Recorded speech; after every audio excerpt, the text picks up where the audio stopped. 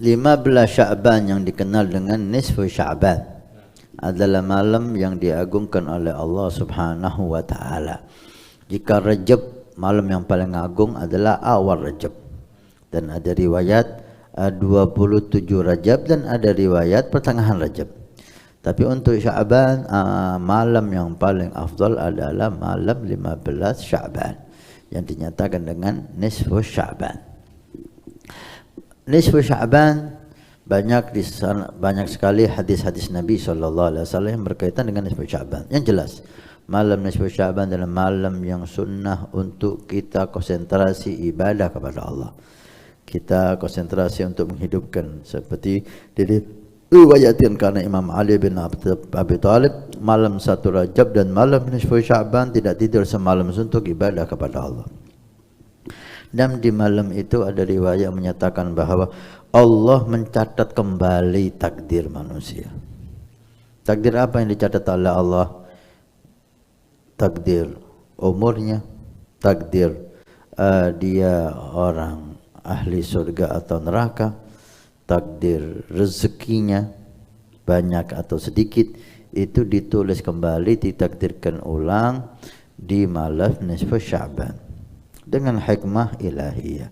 Karena itu para ulama kita, karena malam itu malam istimewa, malam yang agung, apalagi ada riwayat takdir-takdir kita ditentukan di malam itu, maka mereka berusaha menjadikan malam itu malam yang begitu istimewa dengan ibadah yang istimewa. Mereka para salihin berijtihad membaca Yasin di malam nisfu Sya'ban selama 3 kali. Ijtihad mereka, dan ijtihad mereka dengan dasar, karena itu malam istimewa dan Yasin adalah surat yang istimewa. Malam itu malam doa, dan Nabi bersabda tentang surat Yasin, Yasin liman qara'alah. Surat Yasin tergantung niat si pembacanya. Niat apa aja baca surat Yasin dikabulkan oleh Allah, di samping fadilah surat Yasin yang lain. Maka ulama memilih sebelum kita berdoa di malam nisfu Sya'ban, mereka mengajari kita membaca surat Yasin. Setelah Yasin pertama diniatkan untuk panjang umur, sehat walafiat fi taatillah, baca surat Yasin. Setelah Yasin selesai, baca doa Yasin dan baca doa nisfu Sya'ban. Kemudian baca Yasin yang kedua dengan niat untuk supaya rizq banyak, barakah, yastaghni anin nas, sehingga enggak butuh dengan manusia. Baca Yasin. Setelah doa Yasin, baca lagi doa nisfu Sya'ban. Baca Yasin yang ketiga dengan niat untuk selamat dari bala musibah dan husnul khatimah. Baca Yasin.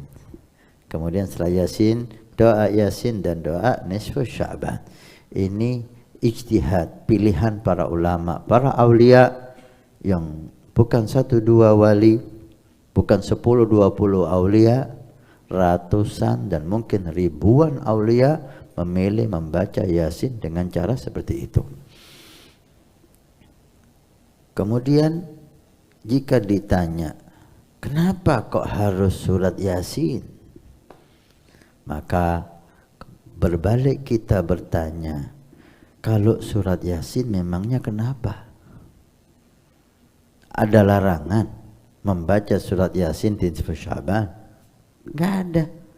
Selama enggak ada, kalau para aulia kita dengan kepandaiannya, dengan ilmunya, ketakwaannya, hubungan yang kuat dengan Allah dan Rasul, memilih surat Yasin, bukan 1-2 wali, bukan 100-200 wali, bukan 1.200-2.000 wali, ribuan aulia memilih itu. Kemudian Anda tanyakan kenapa kok harus Yasin? Kita tidak mengharuskan Yasin. Silakan Anda baca Kahfi, baca Tabarak, silakan. Tapi jangan larang orang baca Yasin, karena nggak ada larangan. Dan pilihan aulia baca Yasin ini setelah begitu hebat kedalaman ilmunya, ketakwaannya dan hubungannya dengan Nabi Shallallahu Alaihi Wasallam.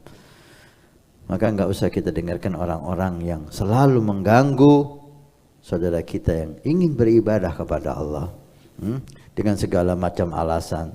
Kenapa kok harus Yasin? Maka kalau Anda ditanya seperti itu, kenapa kok harus baca Yasin?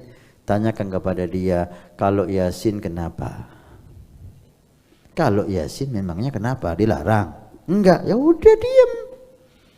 Gitu. Selama enggak dilarang, ada apa Anda bertanyakan kita baca Yasin? Itu tanyakan kenapa kok main orkes nisfu Sya'ban? Kenapa kok menyentel TV di nisfu Sya'ban? Kenapa kok dangdutan di nisfu Sya'ban? Itu yang perlu ditanyakan. Al-Quran malam itu malam istimewa. Amalkan amalan yang sudah diamalkan ratusan tahun yang lalu oleh para aulia, para ulama, para salihin. Sekarang segelintir orang yang ilmunya terbatas mau melarang kita untuk mengikuti mereka, para pembesar-pembesar aulia, pembesar-pembesar ulama. Ya, siapa mereka? Siapa mereka? Enggak sebanding, enggak sebanding keilmuannya jauh, ketakwaannya jauh. Kita udah alhamdulillah mengamalkan amalan yang diamalkan oleh orang-orang yang sudah diridhoi oleh Allah, yang sudah diridhoi oleh Nabi Sallallahu Alaihi Wasallam.